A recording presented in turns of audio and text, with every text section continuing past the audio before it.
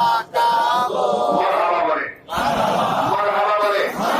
আমাদের আকীদা ইব্রাহিম আলাইহিস সালামের আকীদার সাথে মিল থাকতে হবে কিনা? ইসমাঈল আলাইহিস সালামের আকীদার সাথে মিল থাকতে হবে কিনা? দুনিয়ার কোন ভণ্ড মোল্লার আকীদার সাথে মিল থাকার কোন দরকার নাই। ঠিক কিনা? ঠিক কিনা?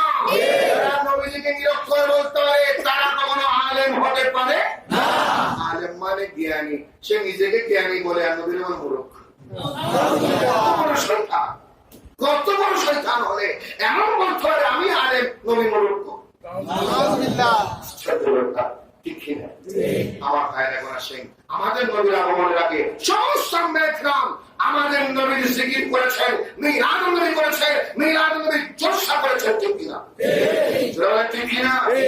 আল্লাহর নবী ছিলেন জান্নাত বললেন সুলাইমান আলাইহিস সালাম तमाम পৃথিবীর তিনি বাদশা ছিলেন। ঠিক কিনা? জোরে বলেন ঠিক কিনা? শুধু মানুষের বাদশা নয়, জিনের বাদশা নয়, বিপ্লব পর্যন্ত যিনি রাজত্ব করেছিলেন, ক্ষমতা প্রয়োগ করেছিলেন। ঠিক কিনা? শুধু বিপ্লব নয়, বাতাসের পর্যন্ত তিনি ক্ষমতা প্রয়োগ করেছিলেন। এত এত বড় বাদশা ছিলেন। বাদশাহী দান করেছেন কে? আল্লাহ। জোরে বলেন কে? একদিন তিনি ওনার আসন বের করলেন, তখতে সুলাইমানি বের করলেন, মানুষকে ডাক দিয়ে দিলেন, 4 লক্ষ মানুষ হাজির হয়ে গেল।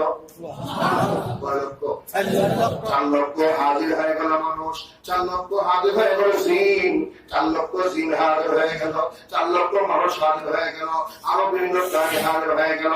আল্লাহ ইসলাম ওই 4 লক্ষ মানুষকে আসনে বসালেন, আসনে আরোহণ করার জন্য বললেন, জিনকে আরোহণ করালেন, নিজেও বললেন, সুন্দর পোশাক পরলেন। এখন বললেন, আসুন ও তখতে সুলাইমানি, আজকে আমার মন চায় তামাম পৃথিবী ভ্রমণ করার জন্য। মন্ত্রী মিনিস্টাররা দেশ বিদেশ যায় না? প্রধানমন্ত্রী যায় না? যায়। সুলাইমান আলাইহিস সালাম বলেন, তামাম পৃথিবীর স্বামী আমি একবার দেখতে চাই ওই দেশটা কেমন, পৃথিবীটা কেমন। বের হয়ে গেলে ভ্রমণ করতে করতে করতে করতে অনেকক্ষণ পরে হঠাৎ করে তিনি নিচের দিকে তাকালেন, দেখতেছেন বিশাল বিশাল একটা মরুভূমি, বিশাল একটা মরুভূমি। ওই মরুভূমি দেখে তিনি বললেন, ও তখতে সুলাইমানি, আমার আসন আর সামনে যাইও না, নিচে নেমে করো। সুবহানাল্লাহ। নিচে নিচে নেমে করো। নিচে নেমে গেলেন, জুতা মোবারক খুলে ফেললেন, জুতা মোবারক খুলে ফেললেন। যখন বাদশা জুতা খুলে ফেলে আর মন্ত্রী মিনিস্টার না খুলে পারেনি, আওয়াজে পারে না, না করে পারে না। মানুষ 4 লক্ষ জুতা করে ফেলেছে, জিনরাও জুতা করে ফেলেছে, উজির নাজির মন্ত্রী মিনিস্টার সবাই জুতা বলে গায়ে খালি পায়ে হাঁটা শুরু করলো। পরামর্শ ছাড়া খালি পায়ে সামনে হাঁটা শুরু করলো। বলে এই জায়গাটা এমন জায়গা, এই জায়গাটা এমন সম্মানী, এখানে বাহনের উপর করে যাওয়া যাবে না। উত্তপ্ত রোদের তাপ, রোদের তাপে মরুভূমিতে যারা হজ করতে গিয়েছেন জানেন কত রোদ। ঠিক কিনা? এমন তাপ, এই তাপের মধ্যে হাঁটা সম্ভব নয়। সুলাইমান আলাইহিস সালাম সবাইকে নিয়ে হাঁটা আরম্ভ করলেন। যেতে যেতে যেতে যেতে খালি পায়ে হাঁটা, খুব কঠিন রোদের তাপ, পা ভরে যাচ্ছে, পায়ের মধ্যে রক্ত প্রবাহিত হচ্ছে।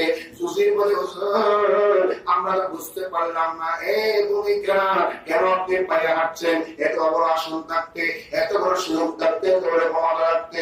ইসলাম বলে, ও সুজির শোনো শোনো, আমাদের বারণ করবে না, শুধু সামনে হাঁটতে লাগবো আদবের সাথে, সামনে হাঁটতে লাগবো আদবের সাথে, সম্মানের সাথে।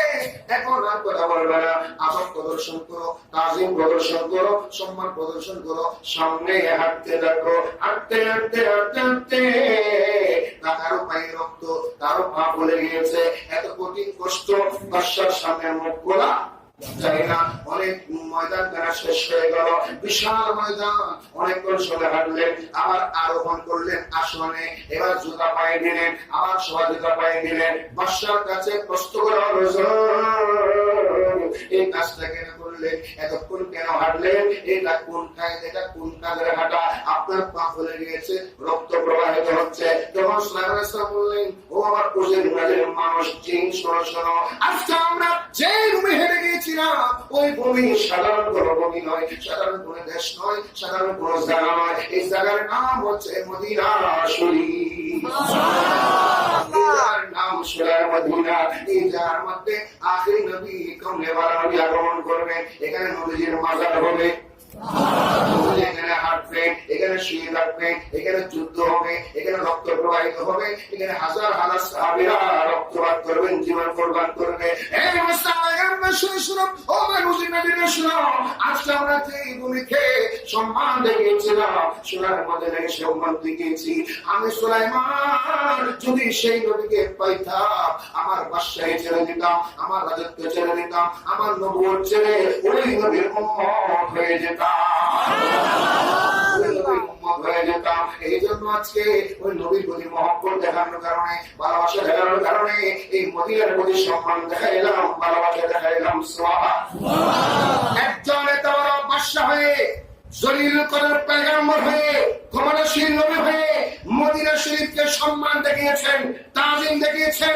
তিনি বলেন, পায়ে রক্ত নয়, আমার জীবনে যদি যাই, এখানে জুতার পায়ে দিয়ে হারা যাবে না। আমাদের দেশের কাঠ মোল্লারা বলে, হজ করে মক্কা থেকে বাড়ি চলে আসো, ধাক্কা খাই, মদিনা যাইও না।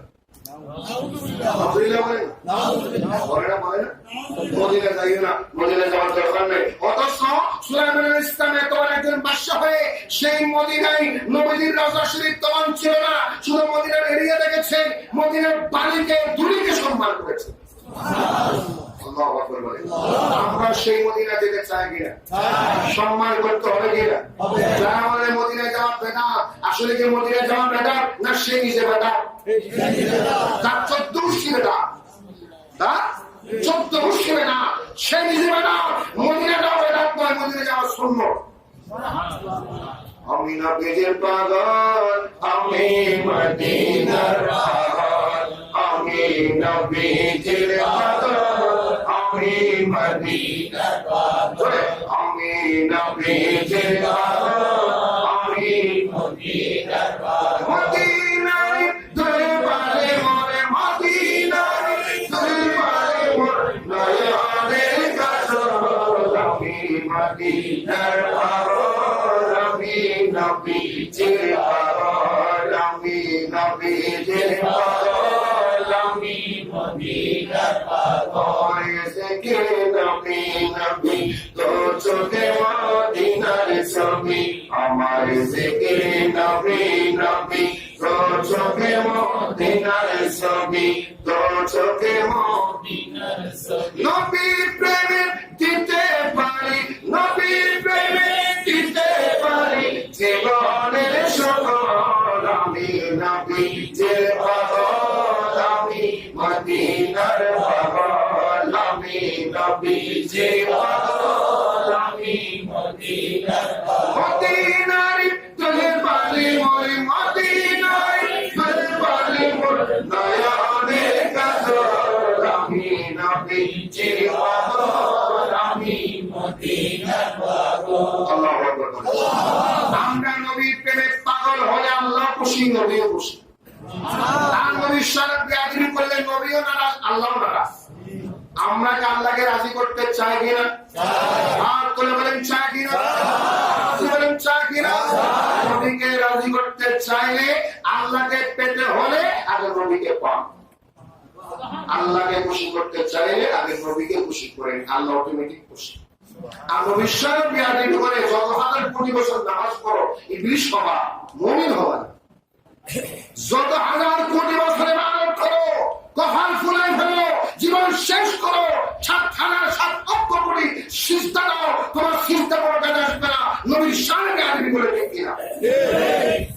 আদম আলাইহিস সালামের সাথে বেয়াদবি করেছে ইবলিস, ইবাদত শেষ, বন্দেগী শেষ। আসলে আদমের সাথে বেয়াদবি করে নাই, আদমের কপালে আমাদের নবীর নূর ছিল, সে আমাদের নবীর নূরের সাথে বেয়াদবি করেছে।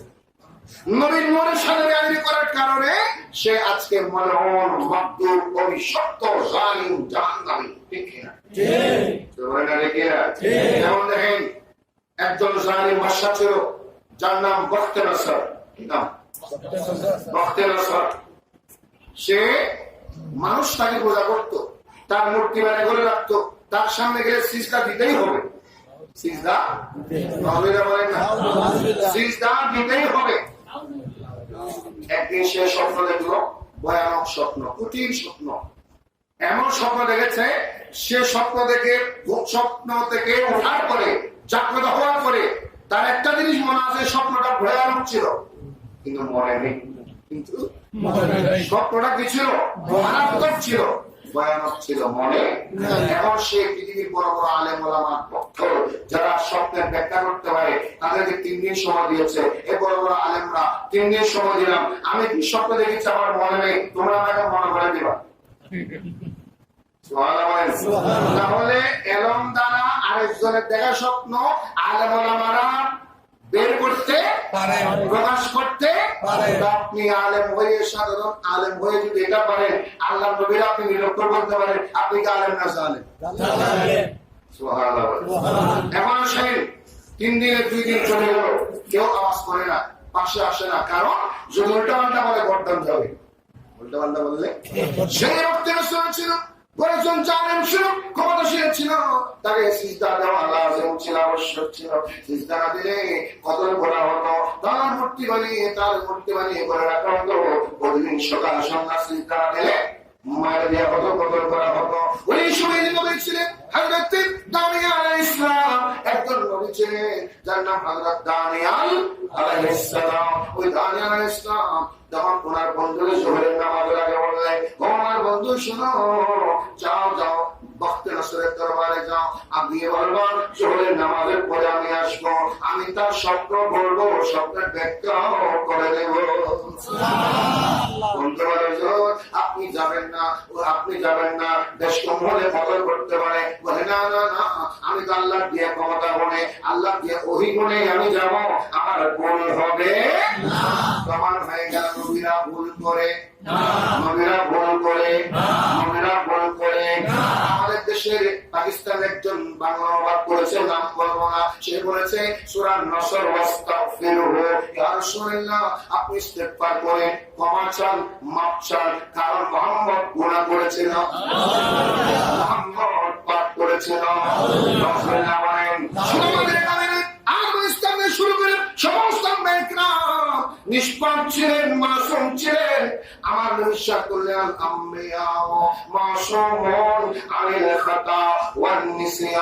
আদম থেকে শুরু করে সমস্ত নিষ্পাপ, কোন ভুল নাই, ত্রুটি নেই, ত্রুটি নেই, দোষ ত্রুটি মুক্ত মাসুম বানিয়েছেন কে? আল্লাহ যাকে মাসুম বানিয়েছে, তুমি কেমনে তাফসীর করলা, অনুবাদ করলা, নবীর গুনাহগার বানাইলা, নবীর পাপী বানাইলা। বর্তমান সময় কত বলা এরকম জালিম খাট মোল্লা রয়েছে, এরা বলে মুহাম্মদ গুনাহ করেছে, এই জন্য তওবা করতে বলেছে। আসলে নয়, তাফসীর তাবারি শরীফ পড়েন, তাফসীর কুরতুবী পড়েন, তাফসীর ইবনে কাসির পড়েন, আমার প্রিয় নবী আল্লাহ তওবা করতে বলেছে, নবীর গুনাহের জন্য নয়, নবীর পাপের জন্য নয়। ওয়াস্তাগফির লিযানবি উম্মতি, ইয়া রাসূলুল্লাহ আপনি আপনার উম্মতের গুনাহের জন্য ক্ষমা চান, আপনার উম্মতের গুনাহের জন্য ক্ষমা চান, আপনার উম্মতের গুনাহের জন্য মাফ চান। এই জন্য মিশকাত শরীফের মধ্যে রয়েছে, আমার প্রিয় নবী হায়াতে ইরশাদ করলে প্রতি সপ্তাহ সোমবার এবং বৃহস্পতিবার আমার উম্মতের আমলনামা মদিনা শরীফ আমার দপ্তরে ফাইলে হাজির করানো হয়। সপ্তাহ কয় দিন? 2 দিন হাজির করানো হয়, সোমবার এবং বৃহস্পতিবার। যদি আমি দেখি আমার উম্মতের ফাইল করে দেখি নামাজ আছে, রোজা আছে, হজ আছে, যাকাত আছে, মেহরাত আছে, মাহফিল আছে, দরুদ আছে, সাদকা আছে, মসজিদ মাদ্রাসা আছে, দিন ধর্ম আছে, বালাগাত আছে, আল্লাহর দরবারে হাত তুলে দিন, আলহামদুলিল্লাহ হামিদুল্লাহ, ও আল্লাহ আমার উম্মতকে ভালোবাসা করার তৌফিক দিয়েছো, আল্লাহ তাদের গুনাহগুলো মাফ করে দাও, আল্লাহ আমার উম্মতের তারিফ করলাম, প্রশংসা করলাম, আল্লাহ তার হায়াতে বরকত দিয়ে দাও। আল্লাহ বিশ্বাস করলেন, আমি যদি দেখি আমার উম্মতের ফাইলে গুনাহ রয়েছে, মিথ্যা রয়েছে, বাবা আবার ট্যাবলেট রয়েছে, অন্যায় রয়েছে, জুলুম, নির্যাতন, মদ, শরাব, জুয়া, সুদ, ঘুষ, দুর্নীতি রয়েছে, নামাজ পড়ে না, রোজা রাখে না, মা বাপ মানে না, পাপের কাজে নিমজ্জিত, বিশ্বাস করলে যদি তার কলবে ঈমান থাকে, কি থাকে? ঈমান থাকে। ওই মিসকাল যারাতিন খারদাতিন মিনাল ঈমান, যারা পরিমাণ ঈমান যদি তার কলবে থাকে, আল্লাহ তাআলা হাত তুলে দিয়ে আল্লাহ আমার উম্মত গুনাহ করেছে, আমার উম্মত পাপ করেছে, না জেনে গুনাহ করেছে, আল্লাহ রে আমার উম্মতের গুনাহগুলো মাফ করে দাও। এখন প্রমাণ হচ্ছে নবীজি তওবা করেছেন, গুনাহ করেছেন এই জন্য নয়, নবীজি ইস্তেগফার করেছেন গুনাহের কারণে নয়, নবীজি ইস্তেগফার করেছেন উম্মতের গুনাহ মাফ চাওয়ার জন্য। ঠিক কিনা? ঠিক কিনা? বোঝা গেল সেই বেঈমান উম্মত আসল উম্মত নয়। বেঈমান উম্মতের গুনাহ মাফ হবে না, বেঈমান উম্মতের গুনাহ মাফ হবে কবরে গেলে যখন চলবে মার, তখন সে বুঝবে নবীকে মারলে কেমন হতো। ঠিক কিনা? নবীকে মারলে কেমন হয় তখন সে বুঝবে, এখন আর বুঝবে। আল্লাহ আলে তসবিহ করে দাও। আমিন। বলেন আমিন। আওয়াজ বলেন আমিন। চলো চলো চলো জোহরের নামাজের পরে তিনি চলে গেলেন ভক্তের রাসূলের দরবারে। একটা সিস্টেম ছিল, পদ্ধতি ছিল, ভক্তের রাসূলের দরবারে প্রবেশ করার সময় আগে সিজদা দেওয়ার নিয়ম। কি দেওয়ার নিয়ম? সিজদা দেওয়ার নিয়ম।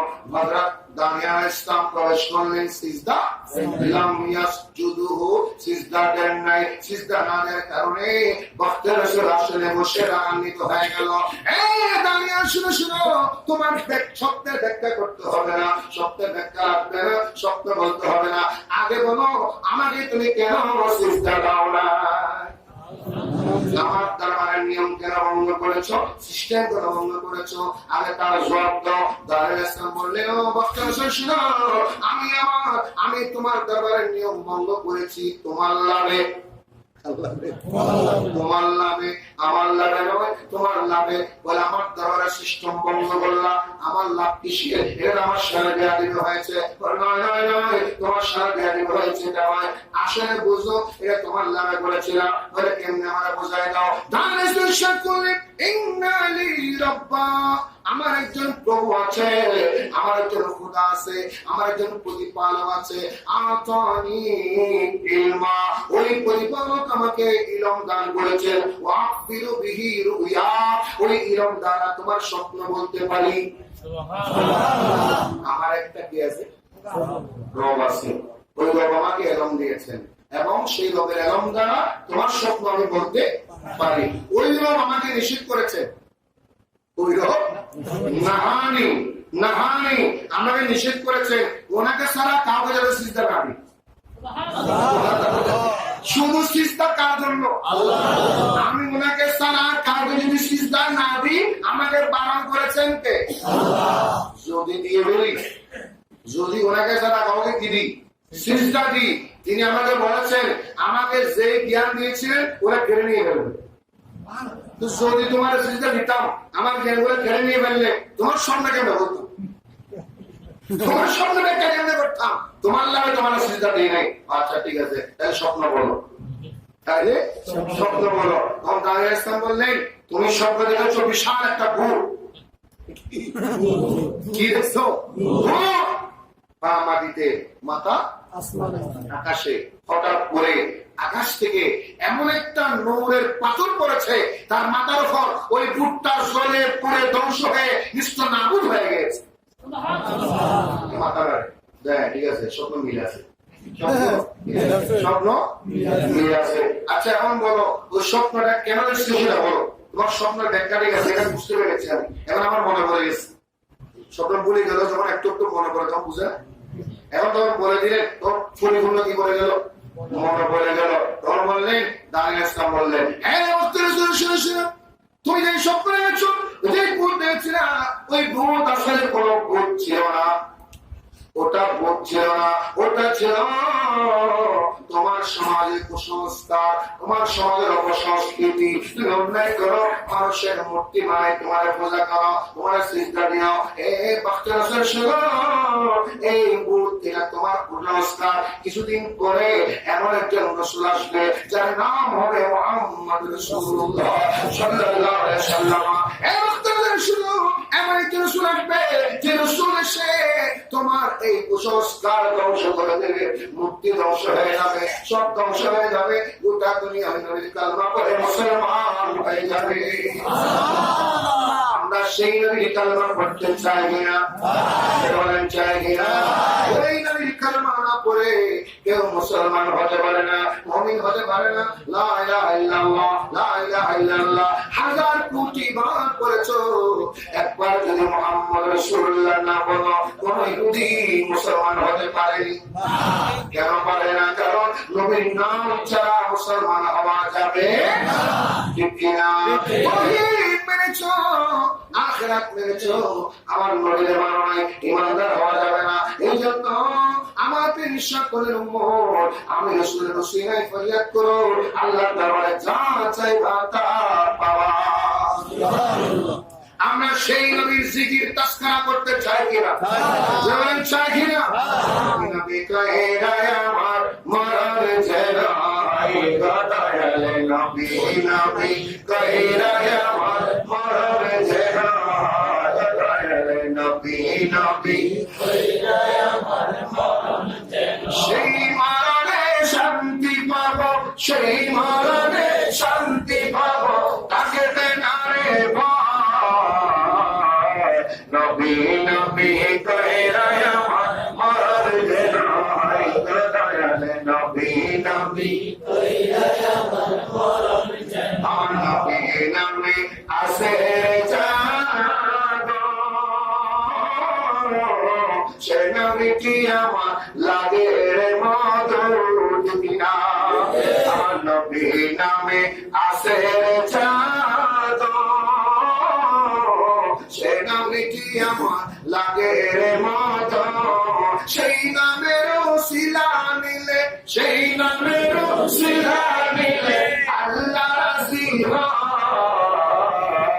নবী, নবী কহে রায় আমার মরণ জেরাই গদায়াল নবী, নবী কহে রায় আমার মরণ জেরাই। সেই মরণে শান্তি পাবো, সেই মরণে শান্তি পাবো, তাকে বেনারে নবী, নবী কহে রায় আমার মরণ জেরাই গদায়াল নবী, নবী কহে রায় আমার মরণ জেরাই। আল্লাহুম্মা সাল্লি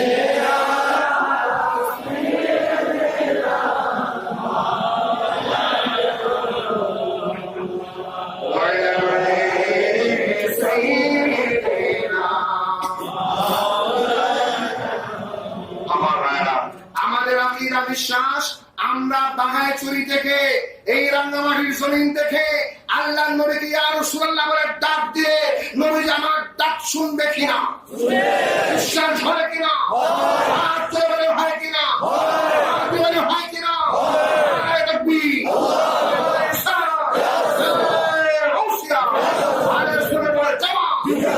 আমাদের সে আকীদা বিশ্বাস আছে বিধায় আমরা নবীর খাঁটি উম্মত। আর যারা বলে নবীজির মরে মাটির সাথে পৌঁছে গেছে, নাউযুবিল্লাহ বলেন।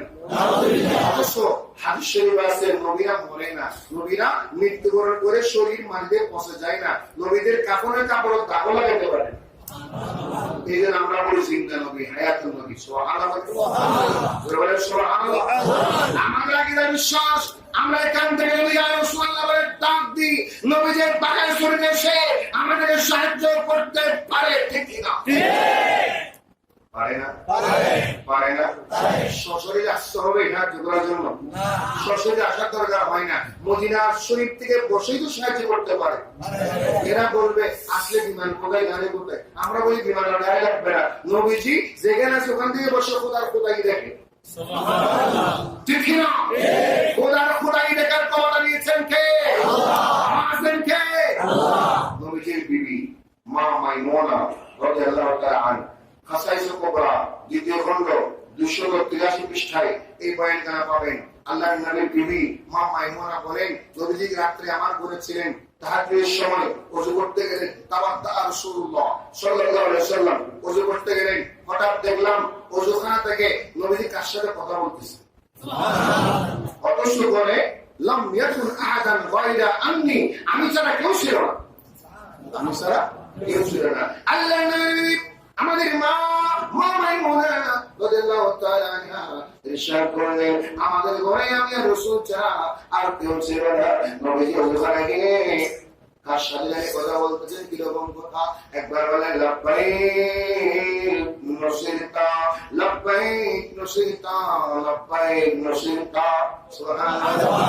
এইভাবে খুলে আওয়াজ করলেন, কথা বললেন, নবী হুজুর করে আসলেন, ইয়া রাসূলুল্লাহ, ইয়া হাবিবাল্লাহ, ফিদাকা আবি ওয়া উম্মি, আমার মা বাবা আপনার কদমে কুরবান, আমার মা বাবা আপনার কদমে কুরবান। কেমন স্ত্রী, স্বামীর প্রতি কেমন সম্মান, ঠিক কিনা? স্বামীর প্রতি সম্মান শ্রদ্ধা রাখতে হবে, স্ত্রীর দায়িত্ব।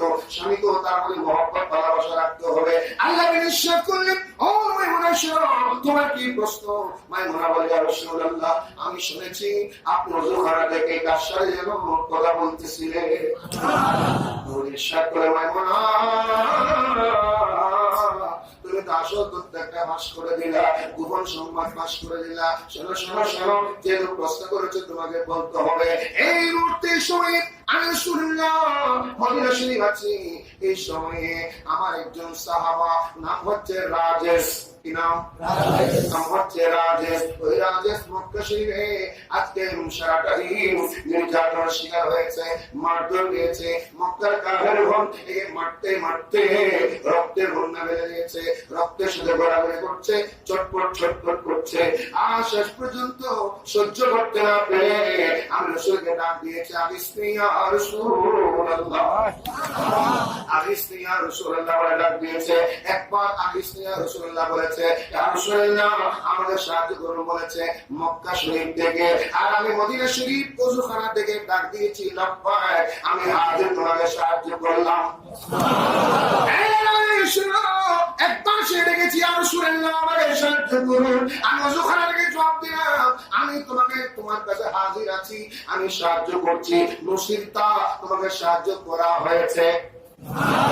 সাহায্য করবো না, করে দিয়ে ফেলেছি, বলা মাত্র সাহায্য হয়ে গেছে।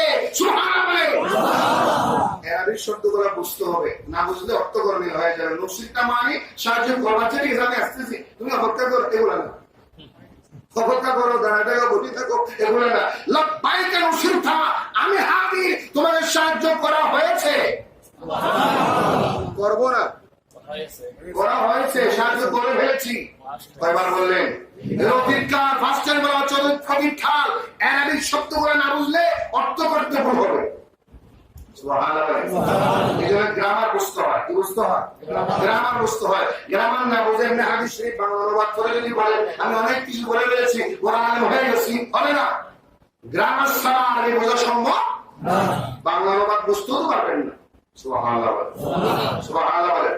আল্লাহ ইরশাদ করলেন, হে মাইমুনা শুনুন, আমি রাজেশকে সাহায্য করেছি। আমাকে বলার পরে আমার আল্লাহ, আমি যখন নুসিরতা বলেছি, সাথে সাথে আল্লাহ রাজেশকে একটা নূরানি ফেরেশতা রক্ষা করেছে। আমি নবীর কারণে, আমি নবীর কারণে। এখন বলে মদিনা থেকে মক্কা, মক্কা থেকে মদিনা আমরা কাফেলা নিয়ে প্রতি বছর যাই। গাড়িতে স্পিড 120-30 চালালে, 40 চালালে গাড়ি 6 ঘন্টা সময় লাগে। 6 ঘন্টা সময় লাগে। এই 6 ঘন্টা সময়ের পথ কম না বেশি? একবারে আছে না, কাছেনি কাছেনি, অনেক দূরে। কিন্তু আমাদের জন্য অনেক দূরে, আমাদের উন্নতির জন্য দূরে নয়, হায়াত উন্নতির জন্য দূরে নয়। আল্লাহ নবী হায়াতুন নবীর সামনে तमाम পৃথিবী আমার নবীর সামনে, আমার নবীর সামনে হাজির। যেখানে গোসবাক বলেছে রবিউল সালিম আসতেছে, গোসবাক বলেছে গোটা জগৎ আমার চোখের সামনে। এটা আমি তো আমি এবারে করে দেখি নাজারাতুল্লাহ বেলাদিল্লাহ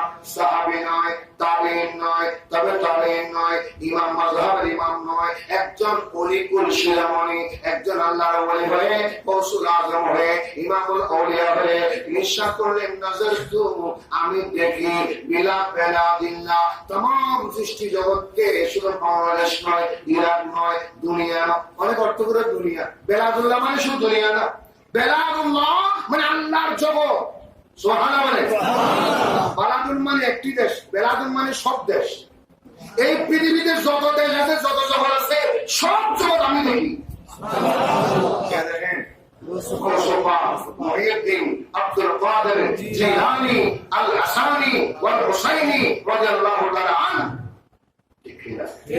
কিরকম দেখে নাজারতু কমালস্তকে কলমস্তক এখানে বুঝতে হবে নাজারতু মানে কমালস্তক বাসারতু মানে কলমস্তক নাজারতু মানে কমালস্তকে দেখি যদি বলতাম বাসারতু তাহলে বলতাম কলমের চোখে দেখে আর গোসল করলে কলমের চোখে না আমি কলমের চোখে দেখি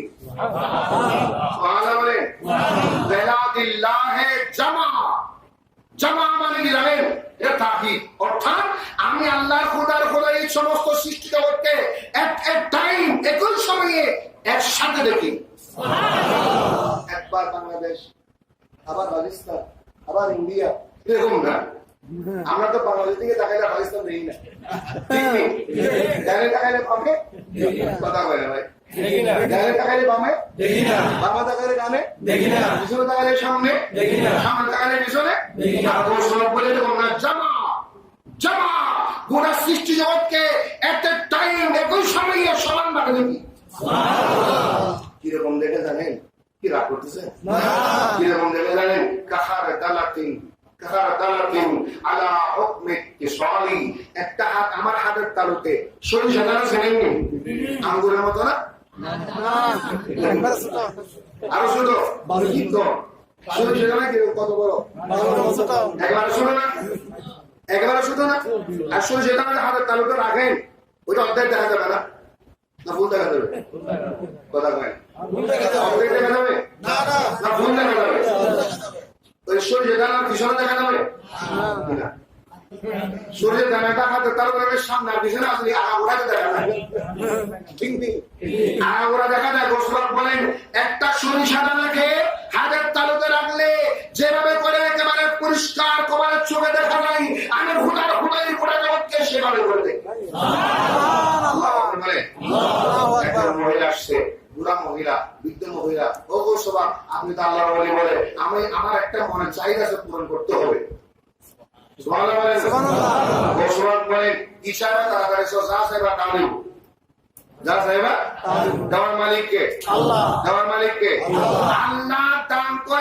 আল্লাহর বন্ধুরা বন্টন করে ঠিক না আল্লাহর বন্ধু বন্টন করে আসল টাকা খেয়ে টাকা আপনি বলছেন আমি আমার মা বাবাকে ভাত খাওয়াই বলেননি বলেন আমার স্ত্রীকে আমি খাওয়াই এই ছেলেরা বলেন তোরা আমি খাওয়াই আমার কথা আমাদের শুনবি বলেনি কারে খাওয়াই ছেলেরে মেয়েরা কি বলে কি ফ্যাম করো আমার কথা বাইরে গেলে বের করে দেবো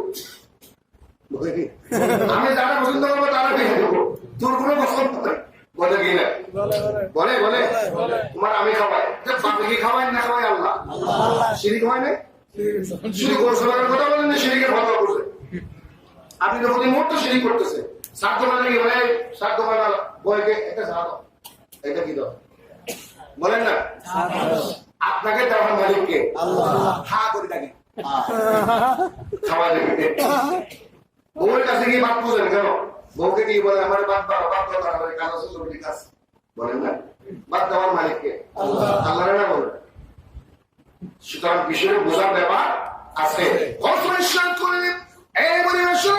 তুমি যা চাইবা আমি তা দান করবো তুমি যা চাইবা তা দিব বুড়িমা বলে আমি বাড়ি চাই না ঘর চাই না সম্পদ চাই না বাড়ি চাই না বিল্ডিং চাই না আমরা যদি হতাম বলতাম খাগড়াছড়ি পৌরসভার একটা বিল্ডিং চাই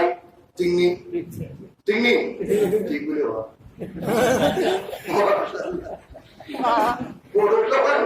বিল্ডিং স্যার আসলে বাস্তব আমরা সুযোগ পাই আল্লাহ বলে করি কি মোরদার করি শুধু বাড়ি দাও জায়গা দাও বিল্ডিং দাও সম্পদ দাও ব্যবসা দাও জীবনে বললাম না আল্লাহ আমার মদিনা দাও ঠিক না আর পরিবারে আমি বাড়ি চাই না, ঘর চাই না, সম্পদ চাই না, একটা জিনিস চাইবো, আগে দিবেন কিনা বলে।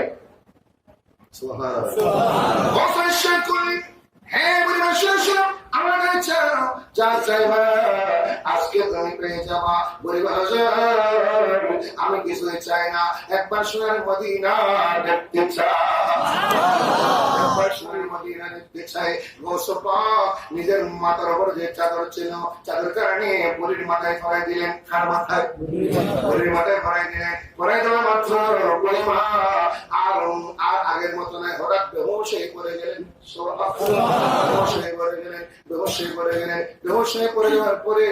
একবার দুইবার তিনবার, একবার না দুইবার না কয়েকক্ষণ পরে ভাইয়া রাসূলুল্লাহ বলে বেহুশ হয়ে পড়ে গিয়েছিলেন। আবার চক্ষু খুললেন। আমার জীবনের শেষ দেখা দিকে পেয়েছি। আমি আপনার এই ঘরে বসে, আপনার দরবারে বসে সোনার মদিনা দেখেছি। যদি নবীর গোলামের হয়ে, ঠিক নেই, গোলামের গোলাম হয়ে বুড়িকে মদিনা দেখাইতে পারে, আর আমাদের রাসূল মক্কা শরীফ, মদিনা শরীফ থেকে মক্কা শরীফ সাহায্য করতে পারেনি না। বাংলাদেশে পারবেনি, দিতে পারবে না। এলাকায় গোসবা বলতেছেন, আমার প্রতিটি পাড়ে চোরাচুরি আমার আসন।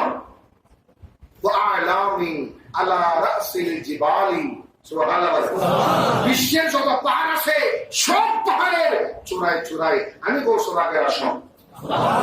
আপনাদের এই বাগায় শুধু গৌসবাগের আসন আছে, কোথায় আছে আমরা জানি, বলবো না। বললে কালকে থেকে আপনারা পানি দিয়ে শুরু করবে, মাজার পালায় বলবে, ভণ্ডামি শুরু করে দেবেন। হচ্ছে কিনা ভণ্ডামি? হচ্ছে কিনা? স্বপ্নে দেখতেছে বলে আমি এখানে স্বপ্নে একটা মাজার হচ্ছে, দেখতেছি অনেক জায়গায় ভণ্ডামি এমন হয়েছে যে ওখানে নিচে আমার ঘাস ঢুকাইছে, খবরের নিচে কোন মানুষ নাই, জল নাই, কিছু নাই, ঘাট আছে। আর জনগণ গিয়ে মনোরাজা পূরণ করে বোতল দেয়, টাকা দেয়, বসে দেয়, গরিব মিসকিনকে দেয় না, মসজিদে দেয় না, ওখানে গিয়ে দেয়। আমরা সুন্নাত জামাতের আকীদায় বিশ্বাসী, ভণ্ডামিতে বিশ্বাসী, ভণ্ডামি আমরা সমর্থন করি না, কখনো করি না, ঠিক কিনা? বন্ধ তাই বন্ধ, আমরা বন্ধ না, ঠিক কিনা? নবীজি রাজেশকে মক্কায় সাহায্য করেছে, আমাদেরকেও সাহায্য করতে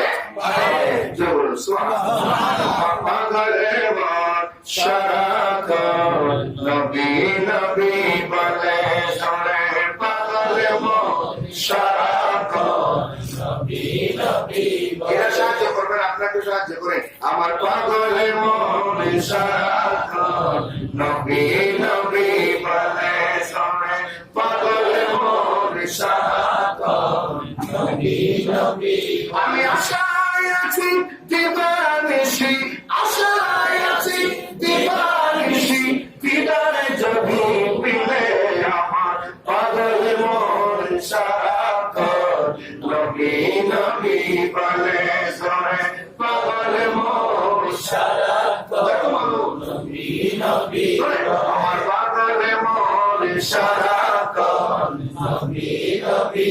আমি আশায় আছি দিবানিশি, আশায় আছি দিবানিশি, দিদারে যদি মিলে আমার পাগলের মন সারাক্ষণ নবী নবী বলে শোনে, পাগলের মন সারাক্ষণ নবী নবী বলে। যদি একটুখানি মিটিত মনের পেরেশানি, দেখতাম যদি একটুখানি মিটিত মনের পেরেশানি, মিটিত মনের তোমায় দিতাম পাদকানি, তোমায় দিতাম পাদকানি, নয়নেরই জলে আমার পাগলের মন সারাক্ষণ নবী নবী বলে শোনে, পাগল মন সারাক্ষণ নবী নবী। আমি আশায় আছি দিবানিশি, আশায় আছি দিবানিশি, দিদারে যদি মিলে আমার পাগলের মন সারাক্ষণ নবী নবী বলে সবে পাগল মন সারাক্ষণ নবী নবী বলে।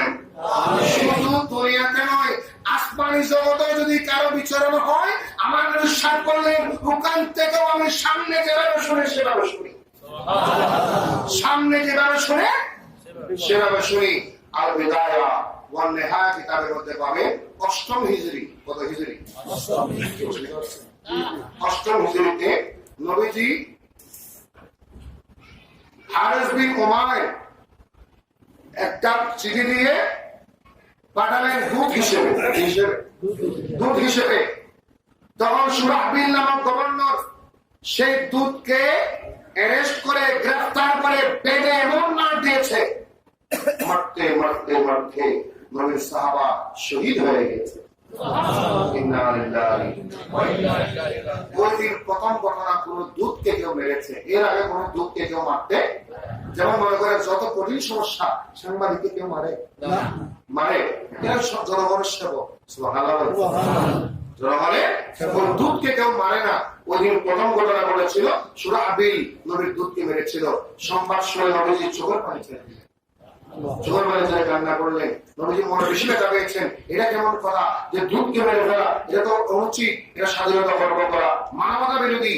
নবীজি 3000 সৈন্য সাহাবায়ে কেরামকে ডাক দিলেন, সাহাবায়ে কেরাম শুনো, আমি তোমাদেরকে 3000 সৈন্য বাহিনী মুথার জমিনে প্রেরণ করবো। মক্কার কাফেরগণ মুশরিকগণের সাথে জিহাদ করতে হবে। একজনের সাহাবায়ে কেরাম মার সাথে পরামর্শ নেয়, বাবার সাথে পরামর্শ নেয়, বোনের সাথে পরামর্শ নেয়, স্ত্রীর সাথে পরামর্শ নেয়। ইয়া রাসূলুল্লাহ আনা লাহা, আমিও যাব। একজন, দুইজন, তিনজন, 3000 সৈন্য হয়ে গেল। শূন্য হয়ে গেল। আল্লাহ বিশ্বাস করলেন, ও মুসলমান শুনো, এখন পরামর্শ সভা বসলেন। নবী ঈশ্বর করলেন, ও মুসলমান শুনো, আমি তোমাদের ঘোষণা দিচ্ছি, ওখানে যখন তোমরা যুদ্ধ করতে যাবে, যুদ্ধ যখন শুরু হয়ে যাবে, আল্লাহর প্রতি ভরসা রেখে, আমি নবীর প্রতি মহব্বত রেখে যুদ্ধের ময়দানে যাবে। যদি বাঁচো তুমি গাজী হবে, আর শহীদ হয়ে গেলে জান্নাতে চলে যাবে। সাহাবায়ে কেরাম চোখের পানি ছেড়ে বলেন, ইয়া রাসূলুল্লাহ, আমরা জীবন দিতে প্রস্তুত, আমরা জান কোরবান করতে প্রস্তুত, আমরা পিছপা হব না, পিছনে আসবো না, সামনের দিকে যাবো। ইয়া রাসূলুল্লাহ, ইয়া হাবিবাল্লাহ, আপনি আদেশ করুন। জোরে বলুন সুবহানাল্লাহ। আল্লাহ নিশ্চয় করলেন, তোমাদের মধ্যে সর্বপ্রথম একজন সেনাপতি আমি নিযুক্ত করছি, যায়েদ বিন হারেসা। সেনাপতি হবে। সবাই মেনে নিয়েছে। নবী যাকে নেতা বানিয়েছেন সবাই কোন মেনে নিয়েছে, কোন প্রস্তাব, কোন মতানক্য করে নাই। বর্তমান সময়ে আমরা তো নেতা মানতে জানি না, নেতাকে সম্মান করতে জানি না, পরামর্শের মতানক্য করি, সিদ্ধান্তের মতানক্য করি। আল্লাহ নিশ্চয় করলেন, আমি তোমাদেরকে ঘোষণা দিলাম, যায়েদ বিন হারেসা তোমাদের সেনাপতি হবে। সবাই মেনে নিয়েছেন। নবী নিশ্চয় করলেন, যদি যায়েদ বিন হারেসা শহীদ হয়ে যায়, তাহলে তোমাদের মধ্যে জাফর বিন আবু তালিব, জাফর বিন আবু তালিব যিনি শেরহুদ আলীর ভাই, উনি সেনাপতি হবেন। আর উনি যদি শহীদ হয়ে যান, তাহলে আব্দুল্লাহ বিন রাওয়াহা সেনাপতি হবেন। আব্দুল্লাহ বিন রাওয়াহা যদি শহীদ হয়ে যায়, তোমাদের মধ্যে উপস্থিত ক্ষেত্রে যাকে তোমরা পীর মনে করবে, যাকে নিরাপদ মনে করবে, যাকে আমানতদার মনে করবে, তাকে তোমরা সেনাপতি নিযুক্ত করবে। সাহাবায়ে মধ্যে সবার মনে মনে জানা হয়ে গেল, যায়েদ বিন হারেসা নিশ্চিত হয়ে গেল, আজকে এই জিহাদ আমার শেষ জিহাদ। জাফর বিন আবু তালেব নিশ্চিত হয়ে গেল, এই জিহাদ আমার জীবনের শেষ জিহাদ। আব্দুল্লাহ বিন রাওয়াহা নিশ্চিত হয়ে গেল, এই জিহাদ আমার শেষ জিহাদ। কেন? যেহেতু রাসূল বলেছেন, যদি যায়েদ শহীদ হয়ে যায়, যদি জাফর শহীদ হয়ে যায়, যদি আব্দুল্লাহ শহীদ হয়ে যায়, তার মানে নবী যেটা যদি বলেছেন ওটা যদি নয়, বাস্তব রূপান্তর হয়ে যাবে। নবীর ভাষা আল্লাহর ভাষা, নবী যা চায় আল্লাহ বাস্তবায়ন করেন। নবীর জবানে যা বের হয় ওটা বাস্তবায়ন করেন কে? আল্লাহ। জোরে বলেন কে? আল্লাহ। যায়েদ বিন হারেসা মার কাছে গিয়ে, বাবার কাছে গিয়ে, স্ত্রীর কাছে গিয়ে শেষ অনুমতি নিয়ে নিলেন। মা, ও আমার মা, আজকে আমার জিহাদ শেষ জিহাদ, আমি আর বাঁচবো না, আমি শাহাদাত বরণ করবো। মা বলেছে ঠিক আছে, আল্লাহ তোমার শহীদ হিসেবে কবুল করেনি। স্ত্রী বলেছে শহীদ হিসেবে কবুল করেনি। রাজি হয়ে গেলেন। সাহাবী নিশ্চিত শাহাদাত জানার পরও পিছপা মা পিছপা হয় নাই, বাবা পিছপা হয় নাই, স্ত্রী পিছপা হয় নাই। কেমন ফ্যামিলি? নবী প্রেমিক ফ্যামিলি, নবীর আদর্শবাদী ফ্যামিলি। জাফর বিন আবু তালিবও রাজি করে ফেললেন। সবাই রাজি হয়ে যুদ্ধের ময়দানে চলে গিয়েছে। মুথার যুদ্ধে শরীক হয়ে গেলেন। আর মুথার যুদ্ধে বুখারী শরীফের মধ্যে রওয়ায়াত রয়েছে, কিতাবুল মাগাজি, মুসলিম শরীফেও আছে, অনেক সাহাবীদের হাদিসে রয়েছে। আল মাসতাল আমাদ তৃতীয় খণ্ড 353 পৃষ্ঠায় এই হাদিসের বাক্যের লম্বা দীর্ঘ হাদিস রয়েছে, অসংখ্য হাদিসের কিতাবের মধ্যে রয়েছে। আল্লাহর নবী মদিনা শরীফ খাবার খান নাই, নাস্তা করেন নাই, খাবার খান নাই, নাস্তা করেন নাই। সাহাবায়ে কেরাম বলে ঘন্টার পর ঘন্টা আমরা বসে আছি, নবীজির চেহারা দিয়ে তাকায়া। নবীজি পেরেশান। নবীজি বলতেছেন যুদ্ধ শুরু হয়েছে। ও মাসাহাবারা, যুদ্ধ শুরু হয়ে গেছে। কোথায় মুতার যুদ্ধ আর কোথায় মদিনা শরীফ? এত দূরে, মনে হচ্ছে যেন ভিডিও চিত্র দেখে দেখে বলতেছে, লাভ টেলিকাস্ট দেখে দেখে বলতেছে। আছে না নাই? এখন লাভ দেখাচ্ছে না? এই লাভ দেখানোর সিস্টেমটা রসুল অনেক আগে দেখে গেছে। তোমরা তো নতুন নতুন পাচ্ছ, ডিজিটাল বলতেছো। আর এই লাইভের আসল তথ্য মদিনা শরীফ বাংলা দেখেছে। ও আমার সাহাবীরা, যুদ্ধ শুরু হয়ে গেছে। মনে হচ্ছে যেন সাহাবীরা বলতেছেন যে নবীজি দেখে দেখে বলতেছেন, দেখে দেখে বলতেছেন। এখন যায়েদের হাতে পতাকা, যায়েদের হাতে পতাকা। যায়েদ যুদ্ধ করতে করতে করতে করতে অনেককে জাহান্নামে পাঠিয়েছে। এই মুহূর্তে যায়েদের শরীরে একটা তীর বিদ্ধ হয়েছে। টেলিভিশনের মধ্যে দেখে দেখে বলতেছে, সুবহানাল্লাহ, তীর বিদ্ধ হয়েছে, হাত তরতর হয়ে গেছে। এই মুহূর্তে যায়েদ ঘোড়া থেকে পড়ে শহীদ হয়ে গেছে। করলেন, আল্লাহ এই যায়েদকে তুমি ক্ষমা করে দাও, যায়েদকে তুমি জান্নাতের প্রতীক হিসেবে কবুল করো, শহীদ হিসেবে কবুল করো। নবী ওখানে বসে বসে দোয়া করেছেন। আবার বললেন, এখন জাফর বিন আবু তালিব পতাকা নিয়েছেন। আল্লাহ বিশ্বাস করে যায়েদ শহীদ হয়ে গেছে, জাফর বিন আবু তালিব পতাকা হাতে নিয়েছে। যুদ্ধ শুরু হয়ে গেছে। যুদ্ধ করতে করতে যায়েদ জাফর বিন আবু তালিবের ডান হাত কর্তন হয়ে গেছে, রক্ত প্রবাহিত হচ্ছে, রক্ত প্রবাহিত হচ্ছে। তলোয়ার বাম হাতে নিয়ে নিয়েছে, বাম হাতে যুদ্ধ চালাচ্ছে, বাম হাতে কর্তন হয়ে গেছে। নবীজি বলতেছেন, আমার সাহাবীরা, জাফর তো ডান হাত হারিয়ে ফেলেছে, বাম হাত হারিয়ে ফেলেছে, এখন বাহু দিয়ে ধরে যুদ্ধ চালিয়ে যাচ্ছে, বাহু দিয়ে ধরে যুদ্ধ চালিয়ে যাচ্ছে। নবীজি সাথ করলেন প্রায় 82টি তলোয়ার, 82টি তীর জাফরের শরীরে পড়েছে। এখন শেষ মুহূর্তে জাফর ধরে পড়ে গিয়েছে, শহীদ হয়ে যাচ্ছে। ইন্না লিল্লাহি ওয়া ইন্না ইলাইহি রাজিউন। আল্লাহ বিশ্বাস করলে ও সারে জাফর শহীদ হয়েছে। এখন আব্দুল্লাহ বিন রাওয়াহা পতাকা নিয়ে নিয়েছে, আব্দুল্লাহ বিন রাওয়াহা পতাকা নিয়ে নিয়েছে। আব্দুল্লাহ বিন রাওয়াহা জিহাদ শুরু করেছে। জিহাদ করতে করতে করতে করতে এদিকে তারা জিহাদ করছে, আর নবীজি সাহাবায়ে সামনে সরাসরি বয়ান দিচ্ছেন। আব্দুল্লাহ বিন রাওয়াহা শাহাদাত বরণ করলেন। হঠাৎ করে আল্লাহর নবী বললেন, ওয়া আলাইকুম সালাম।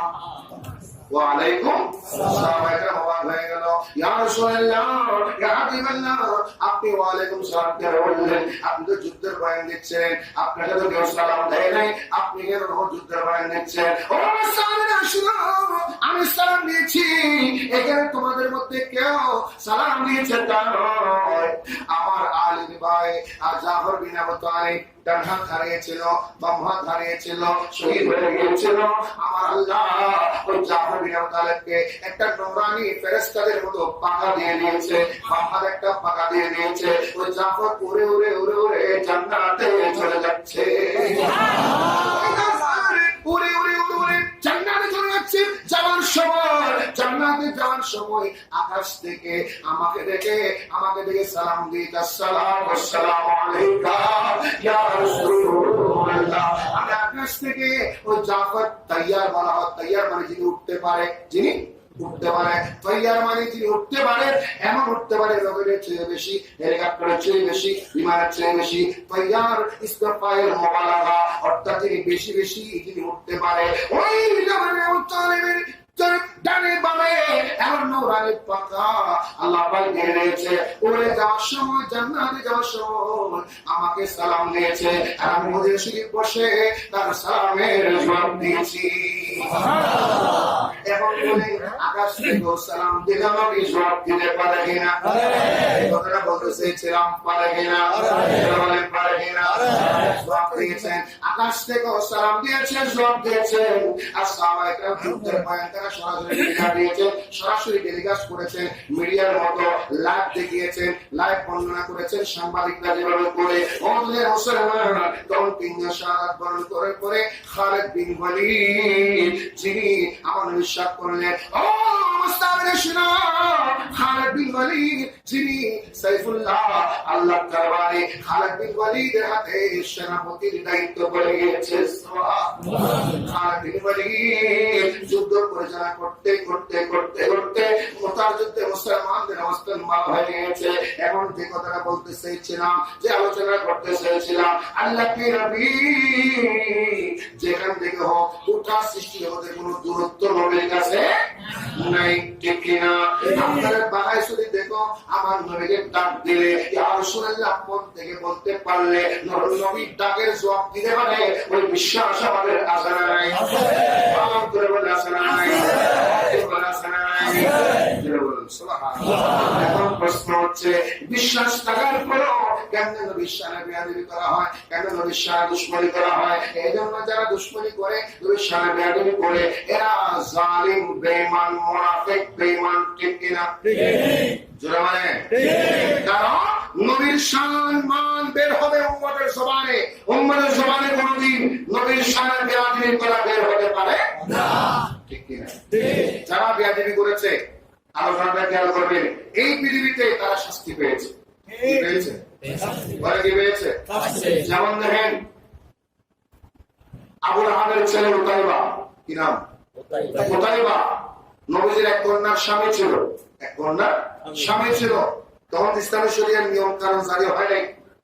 যখন সূরা নজম নাযিল হলো, সূরা ওয়ান নাজমি ইযা হাওয়া মা দাল্লা শারিকুকুম ওয়া মা হাওয়া, এই সূরাটা যখন নাযিল হয়ে গেল, আবু লাহাবের ছেলে উতাইবা এই সূরা দেওয়ার পরে ইরশাদ করে সে বলে দিল, কাফারতু বিরাব্বিন নাজাম ওয়া বিরাব্বি মুহাম্মদ, আমি এই সূরা নজমের রবকে অস্বীকার করলাম, মুহাম্মদের রবকে অস্বীকার করলাম। ও মুহাম্মদ, তুমি কেমনে আমাদের নতুন ধর্ম প্রচার করবা? পুরাতন ধর্ম ধ্বংস করে দিচ্ছ, বাপদার ধর্ম ধ্বংস করে দিচ্ছ, নবীর কন্যাকে বিভিন্ন জ্বালা যন্ত্রণা করে গালিগালাজ করে বাবার বাড়ি পাঠিয়ে দিয়েছে, আমার নবীর দরবারে পাঠিয়ে দিয়েছে। আল্লাহ দরবারে বললেন, মা আমি আরো দুষ্ট হয়েছি, কেন তোমার সাথে বেয়াদবি করলো? তুমি তো নবীর কন্যা, ঔলাদ রাসূল, নবীর কন্যার সাথে কেমনে বেয়াদবি করলা? ঔলাদ রাসূলের সাথে বেয়াদবি করলে ঈমান থাকবে না, ঈমান থাকবে না, ঈমান থাকবে না, ঈমান থাকবে না, কেমনে বেয়াদবি করলা? আল্লাহ নবী মনে রাগ এসে গেল, একটু দুঃখ এসে গেল, সাথে সাথে হাত তুলে দিলেন, আল্লাহুম্মা সাল্লি আলাইহি কালবাম মিন কিলাবিদ দুনিয়া, জোরে বলুন সুবহানাল্লাহ। আল্লাহ নবী হাত তুলে দিলেন, ইয়া রাব্বুল আলামিন, এই জালিমের উপর একটা দুনিয়া জানোয়ার তার উপর সুগন্ধ করে দাও, দুনিয়ার জানোয়ার তার উপর সুগন্ধ করে দাও। নবীজির বদদুয়া, নবীজির বদদুয়া এমন বদদুয়া করে গেছে, সেই বদদুয়ার সাথে সাথে আবু লাহাব মনে মনে বিশ্বাস করতে পেরেছে যে মুহাম্মদ যা বলে তা কি হয়, বাস্তবায়িত হয়। এই জন্য তারা ব্যবসা নিয়ে বাইরে গিয়েছিল, একটা শহরে গিয়েছিল, কোথায় দাম আছে, শত শত ব্যবসায়িক কাফেলা রয়েছে, রাত্রিবেলা রয়েছে, রাতের বেলায় তাবুতে ঘুমিয়ে যাবেন। আবু লাহাব পরামর্শ দিয়েছিল, ও আমার ব্যবসায়িক বন্ধুরা ছিল, আমার ছেলেকে এক পাশে রাখিও না, মাঝখানে রাখো। কোথায় রাখবো? যাতে কোন জানোয়ার সে খেয়ে ফেলতে না পারে, সহিহ রাওয়ায়াত, কোন জানোয়ার এসে খেয়ে ফেলতে না পারে। আর উতাইবাকে মাঝখানে রাখা হলো, কম্বল দিয়ে ঢেকে দেওয়া হলো, কম্বল দিয়ে ডেকে দেওয়া হলো, সবার মুখ ঢাকা, কোথায় বা মাঝখানে রাতের অন্ধকারে হঠাৎ করে একটা পাহাড় থেকে নেমে তাঁবুর দিকে আসতেছে। কোন দিকে? তাঁবুর দিকে আসতেছে। এসে এসে সবার শরীর কাঁপতেছে, কিন্তু মুখ বন্ধ, শুয়ে আছে, ঘুমিয়ে আছে। ওই পাশে প্রথম মানুষ যে শুয়ে আছে তার মুখ থেকে কাপড় কম্বল সরিয়ে ফেললো, একটু গন্ধ নিল, গন্ধ নেওয়ার পরে তাকে আক্রমণ করে না, তাকে আক্রমণ করে না। সেকেন্ড ব্যক্তির মুখ থেকে সরে ফেললো, গন্ধ নিল, আক্রমণ করে না। যেতে যেতে যেতে যেতে মাঝখানে চলে গেল। মাঝখানে গিয়ে দেখতেছেন মুখের থেকে কাপড় নেওয়ার পরে, কম্বল নেওয়ার পরে দেখতেছেন কোথায় বা নবীর দুশমন শুয়ে আছে। ওই নবীর দুশমনকে দেখে হঠাৎ সাথে সাথে তার গলায় এমন ভাবে আক্রমণ করেছে, এমন ভাবে ধরেছে, সে নড়াচড়া করতে পারে না। ওই মুহূর্তে সে জাহান্নামে চলে গিয়েছে। শুধু তা নয়, তাকে মারার পরে এত খিদা, এত পেটের ক্ষুধা, এরপরও সে তাকে খায় না, তাকে খায় না। হাদিসের মধ্যে রয়েছে লামিয়া কুরহু লিনাজাসাতিহি, কারণ মুশরিকরা নাপাক, মুশরিকরা নাপাক, কাফেররা নাপাক, বেঈমানরা নাপাক। ওই লামিয়া কুরহু, তাকে খায় নাই, তাকে ভক্ষণ করে নাই। শুধু তা নয়, ওই জালিমের রক্ত টুটে আসে না নাই, দাঁতে আসে না নাই। ওই জালিমের রক্ত টুটে দাঁতে ছিল। ওই রক্তগুলা কম্বলের মধ্যে সুন্দর করে মুছে, সুন্দর করে মুছে পরিষ্কার পরিচ্ছন্ন করে ফেলেছে। প্রমাণ করে দিয়েছে নবীর দুশমনের রক্ত যাতে আমার পেটের ভিতর না যায়, নবীর দুশমনের রক্ত আমার পেটে না যায়, নবীর দুশমনের মাংস আমার পেটে না যায়। ওই পাপ হয়ে আমার নবীকে তাজিম করে যে সম্মান করেছে, একটা জানোয়ার, একটা, আর তোরা জানোয়ারের চেয়েও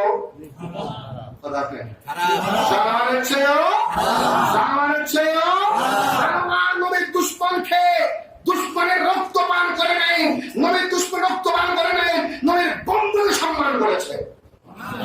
ঠিক কিনা? যেমন দেখেন ইতালি বর্তমান, কি নাম?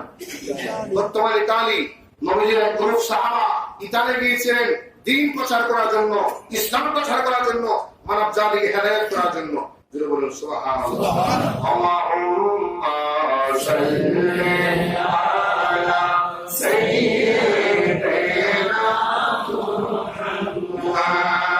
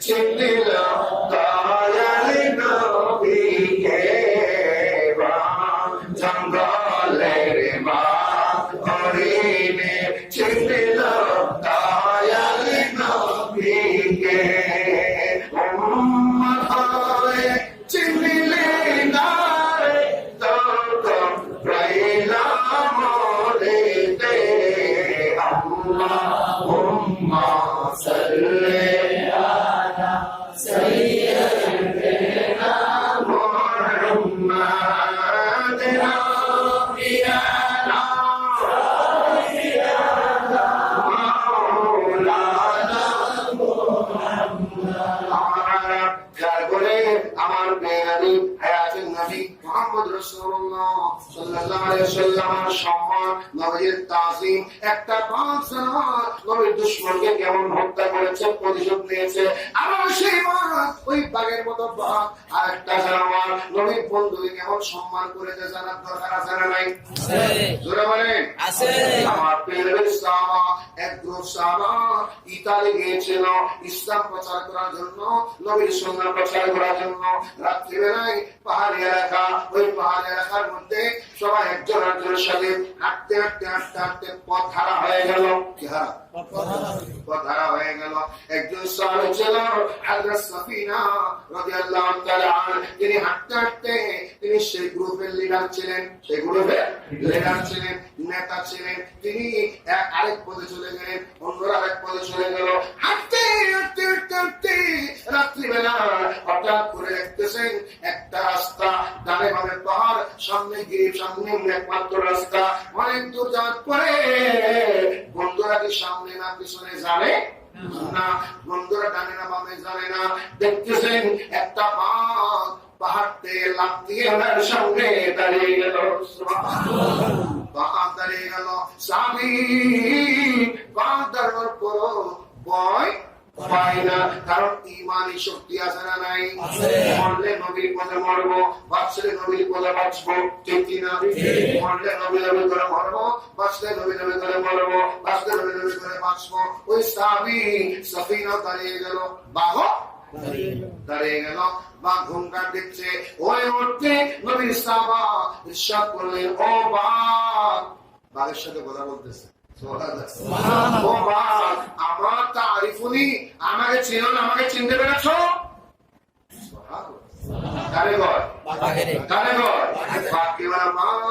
আমাকে চিনতে পেরেছ, আমাকে চিনতে পেরেছ।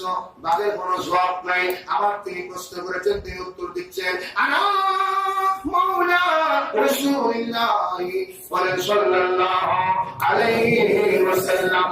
ও বাঘ, আমাকে তো তুমি চিনো না, আমার বংশ বলে দিচ্ছি না, বাড়ির নাম বলি না, বাবার নাম বলে না, মার নাম বলে না। ও আমার ভাইয়ের একটু খেয়াল করেন, সাহাবী বাঘের সামনে জান দাবে আক্রমণ করলে পরিচয় দিচ্ছেন কার? আনা মাওলা রাসূলুল্লাহ, আমি নবীজির গোলাম। আমার বাপ অমুক, আমার মা অমুক, আমার বাড়ি অমুক, বংশ অমুক, তংশ অমুক, এগুলো না। পরিচয় দিচ্ছেন কার? দুনিয়াতে বিপদে পড়লে নবীর পরিচয় দেওয়া যায়, কবরে হাসরে ময়দানে মাহশরে নবীর পরিচয় দিতে হবে কিনা? সেই সুবিধা বলে দিয়েছিল, ও আনা মাওলা রাসূলুল্লাহ, আমি হচ্ছি রাসূলের পাকের গোলাম। কি? নবীজির গোলাম। একথা বলার সাথে সাথে নবীর নাম শোনা মাত্র লেস নেড়ে নেড়ে সামনে বসে গেল, লেস নেড়ে নেড়ে সামনে বসে গেল। সফিনা এক রাওয়ায়াতের মধ্যে রয়েছেন বাঘের উপর উঠেছে, আরেক রাওয়ায়াতে রয়েছেন বাঘ হাঁটতেছেন, সফিনাও হাঁটতেছেন। বাঘের একটা এমন চোখের জুতি, এমন তেজস্ক্রিয়া ছিল, সামনের পা সামনে কে কোথায় আছে সেগুলো দেখার ক্ষমতা রয়েছে। ওই সফিনা বাঘের উপর উঠে যেতে যেতে যেতে যেতে বাঘ সকাল হতে না হতে বন্ধুদের সাথে যোগাযোগ করে দিলেন। মারাও নাই, সম্মান করেছে, পিঠে নিয়েছে, বন্ধুদের সাথে যোগাযোগ করে দিয়েছে। কারণ ওটাও বাপ ছিল, এটাও বাপ ছিল, তো বাপ, ওটাও বাপ ছিল, এটাও বাপ। এক বাঘে একজনকে মেরে ফেলে রক্ত উঠিয়ে মুসলে মেরে আরেক বাপ সম্মান করে ঘটনা কি? ঘটনা হচ্ছে পুরোটা জানোয়ার, পুরোটা বাঘ, ঘটনা হচ্ছে নবীর গোলামিতে। যারা নবীকে চিনেছে বাঘ তাকে সম্মান করেছে, ঠিক কিনা? আর যারা চিনে নাই বাঘ তাকে হত্যা করেছে নবীর দুশমন হওয়ার কারণে। নবীর দুশমন হওয়ার কারণে, বলেন নবীর দুশমন হওয়ার কারণে। আমার আলোচনা দীর্ঘায়িত করবো না, মাইকের অবস্থা আসলে হবে না, এটা খুব জোরপূর্বক বাস করতেছে। আল্লাহুম্মা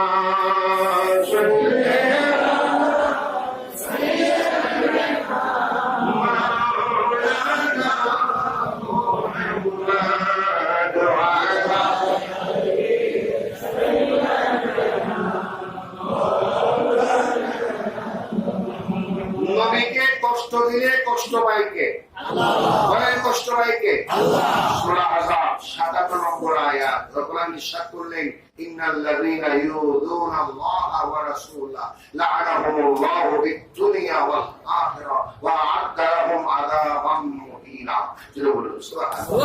আল্লাহ ইরশাদ করলেন, ইন্নাল্লাযীনা ইউযুনা আল্লাহা ওয়া রাসূলাহু, যারা আল্লাহকে কষ্ট দেয়, রাসূলকে কষ্ট দেয়, কারে কষ্ট দেয়? আল্লাহকে কষ্ট দেয়, রাসূলকে কষ্ট দেয়, আল্লাহ রাসূলকে কষ্ট দেওয়ার কারণে ইউযুল্লাহ ওয়া রাসূলুল্লাহ, রাসূল এবং আল্লাহ কষ্ট দিলে লানাহুমুল্লাহ, আল্লাহ তাদের উপর লানত দেয়, অভিশাপ দেয়। কি দেয়?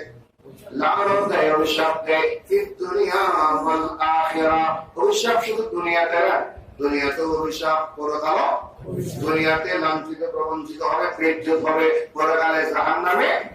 বাস্তব দেখা গিয়েছে যারা নবীর দুশমন, এরা দুনিয়াতে জীবিত অবস্থায় লাঞ্ছিত, মরার পরে লাঞ্ছিত। উদাহরণ দেব না, আপনারা বুঝে নেবেন। দুনিয়াতে মরার আগেও লাঞ্ছিত, মরার পরও কবরে গেল, জাহান্নামে গেল, কারণ নবী এবং আল্লাহর শত্রুতার কারণে, কষ্ট দেওয়ার কারণে। আযাবের আযাব তো আযাব, সব আযাব আযাবের একরকম না। এটা এমন আযাব দিব, ঘৃণাদায়ক আযাব। কি দায়ক? ঘৃণিত আযাব, কঠিন শাস্তি।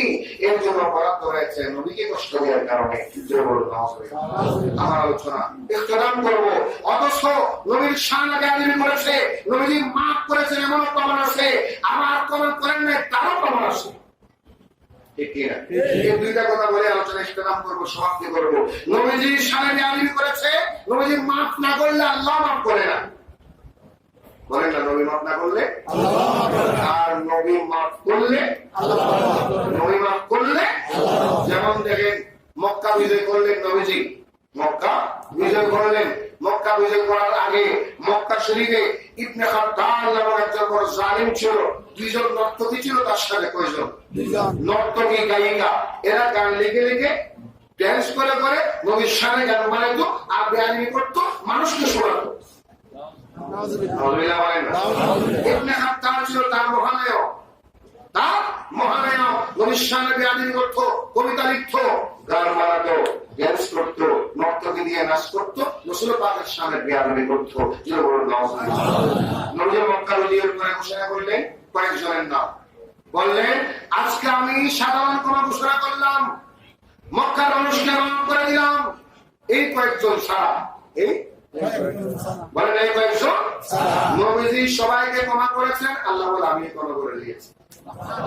আর যে কয়েকজনের নাম নবীজি বলেছেন, আল্লাহ বলে আমিও তার মাফ করবো না, আমিও তারে। আল্লাহ ইরশাদ করলেন, আন্নান নবী সাল্লাল্লাহু আলাইহি ওয়াসাল্লাম আবাহা ইবনে খাত্তাব, আল্লাহর নবী, হায়াতের নবী, রাহমাতুল লিল আলামিন ইবনে খাত্তাবের রক্ত জায়েজ করে দিলেন, ওই নর্তকীদের রক্ত জায়েজ করে দিলেন। হে মুসলমান, শুনো শুনো, তোমরা এই দুটো তিনজনকে যেখানে পাবে সেখানে মারো, যেখানে পাবে সেখানে মারো, হত্যা করে ফেলো, মেরে ফেলো। এগুলা বলার পরে আমার নবী ঘোষণা করার আগে সাহাবায়ে কেরাম বের হয়ে গেল, সাহাবায়ে কেরাম চতুর্দিকে বের হয়ে গেল, বুঝতে বুঝতে বুঝতে বুঝতে আমার নবীজি মুহাম্মদ রাসূলুল্লাহ সাল্লাল্লাহু আলাইহি ওয়াসাল্লাম বুঝতে বুঝতে ওই নবীর আদেশ শুনে ইবনে খাত্তাবকে বুঝতেছেন। আল্লাহ ইরশাদ করলেন, যদি কেউ কাবা শরীফের গিলাফ ধরো ঝুলন্ত অবস্থায় থাকে, তারও মাফ নাই, তারও মাফ নাই। সাহাবী ধরতে ধরতে দেখলেন ইবনে খাত্তাব নবীর বড় জালিম দুশমন ছিল, সে কাবা শরীফের ভিতরে হেরামে প্রবেশ করলো, কাবার গিলাফ ধরে ঝুলে রয়েছে, কাবার গিলাফ ধরে ঝুলে রয়েছে। আমার নবীর দরবারে সংবাদ বলা হলো, তার উদ্দেশ্য ছিল কাবার গিলাফ ধরে ঝুলে থাকলে আমাকে কেউ মারবে না, মারবে না। কাবার গিলাফ ধরে ঝুলে আছে ইবনে খাত্তাব, এটা বুখারী মুসলিমের মধ্যে রয়েছে। আল্লাহ বিরুদ্ধে নিশ্চয় করুন, ইয়া রাসূলুল্লাহ, আপনি যার রক্ত হালাল করে দিয়েছিলেন সে তো কাবার গিলাফ ধরে ঝুলে আছে। নিশ্চয় করলেন, ফাকতুলুহু হাইতু তাকিফতুমুহু, যেখানে পাও সেখানে মেরে ফেলো। গিলাফ থেকে বের করে এনে মকাম ইব্রাহিম জমজমের মাঝখানে, মকাম ইব্রাহিম জমজমের মাঝখানে, আমরা জানি এলাকাটা কোন জায়গায়, মকাম ইব্রাহিম জমজমের মাঝখানে, ওই জায়গায় ইবনে খাত্তাবকে কতল করে নবীর দুশমনের শাস্তি দেওয়া হয়েছে। আল্লাহ ইরশাদ করলেন, এই মুহূর্তে ইবনে খাত্তাব জাহান্নামে চলে গিয়েছে। আল্লাহ নবীর সাথে বেয়াদবি করলে নবী যাকে ক্ষমা করে আল্লাহ তাকে ক্ষমা করে, নবী যাকে ক্ষমা করে না আল্লাহ তাকেও ক্ষমা করে না। আমার হাদিসটা শেষ করব।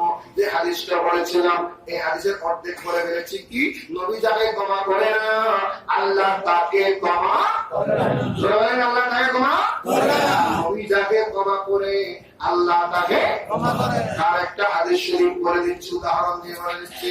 একজন নবী আনসারী সাহাবী জানাজার নামাজ পড়াইতে গেলেন। কিসের নামাজ? জোরে বলে। জানাজার নামাজ। কিসের নামাজ? জানাজার নামাজ। কিসের নামাজ?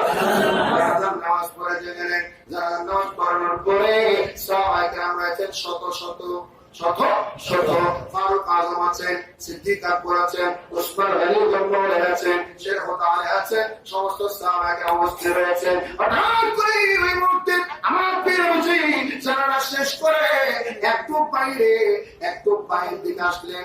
এসে দাঁড়িয়ে আছেন একজন জালিম যায়েদ বিন সানা দৌড়ে এসে নবীর কলার ধরে টানা হিসা শুরু করলো, পিছন দিয়ে টানা হিসা শুরু করলো। এমন এক কাপড় টানা হিসা শুরু করেছে। অনেকক্ষণ টানা হিসা করার পরে আল্লাহ নবীকে বলল, ও মুহাম্মদ আমার পাওনা টাকা দিয়ে দেন, আমার পাওনা টাকা দিয়ে দেন। আজকে দেওয়ার কথা ছিল, এখন দিতে হবে। নবী বললেন আজকে তো নয়, বুধবারে দেওয়ার কথা ছিল, আরো 2 দিন বাকি, আজকে কেন? তখন ফারুক আযম রাগান্বিত হয়ে গেল। এই বিশানা শোনো, তুমি কি জানো কার সাথে তুমি বিয়াদবি করছো? তাড়াতাড়ি ছেড়ে দাও। নবী বললেন ফারুক আযম শোনো, কেন তুমি তার সাথে রাগান্বিত হলা? কেন তুমি রাগান্বিত হলা? তুমি একটা কাজ করো, আমার থেকে যে পাওনা যে দিরহাম ছিল তুমি আদায় করে দাও। এটা তোমার জরিমানা, কেন তুমি রাগান্বিত হলা? সে পাওনাদার হিসেবে দুর্ব্যবহার করতেই পারে। চিন্তা করেন কত বড় দয়ার নবী, এত একজন নবী, এত সাহাবী। নবীজি কাউকে উৎসাহ দেয় নাই, কাউকে বলে নাই যে তোমরা এর মারি ফেলো, আদর্শ কাকে বলে, চরিত্র কাকে বলে, এর মারি ফেলো। আর ওমর ফারুক একটু রাগান্বিত হওয়ার পরে বললেন, একে 15 টাকা দিয়ে দাও, 20 দিরহাম বাড়াই দিবা। আমরা বলে বলতাম 100 টাকা বাড়াই দিচ্ছি, বিয়াদবি করছিলাম তো। নবীজি বললেন 20 দিরহাম বাড়াই দিবা। ইয়া রাসূলুল্লাহ কেন? বলে যেহেতু তুমি রাগান্বিত হয়েছিল তার জরিমানা, চোখ রাগিয়েছিল, এর জন্য 20 দিরহাম। ফারুক আযম হাত ধরে যায়েদ বিন সানাকে নিয়ে যাচ্ছে টাকা পেড করার জন্য। তখন ফারুক আযমকে যায়েদ বলতেছ, ওমর ফারুক আমাকে চিনতে পেরেছেন? ফারুক আযম বললেন তোমাকে আমি ভালো করেছি, তুমি যায়েদ, তোমাকে চিনবো না কেন? তো ফারুক আযম বললেন তুমি বিয়াদবি করলে এটা বলো, নবীজি না থাকলে এই মুহূর্তে আমি তোমাকে কতল করে ফেলতাম, কতল করতাম তোমাকে। যায়েদ বলল, হে ফারুক আযম আমাকে আগে করে মাফ করে দাও, আমাকে মাফ করে দাও। আমি বেয়াদবি করার উদ্দেশ্য ছিল না, একটা জটিল কঠিন উদ্দেশ্য নিয়ে নেমেছিলাম, কঠিন পরীক্ষা নেওয়ার জন্য নেমেছিলাম। আগে আমারে মাফ করে দাও, আমার টাকা লাগবে না, দিরহাম বাড়তি লাগবে না, পাওনা টাকা লাগবে না, আগে তুমি মাফ করো, আমাকে নিয়ে আমার নবীজির দরবারে নিয়ে যাও। ফারুক আযম বলল, এবার গিয়ে আমার বেয়াদবি করবো না, আমি আর বেয়াদবি করবো না, চোরবারে ছেড়ে দিলাম। নবীর কথা বলে ইয়া রাসূলুল্লাহ, ইয়া হাবিবাল্লাহ, আমি অন্যায় করেছি, আমি বেয়াদবি করেছি, আমাকে মাফ করে দেন।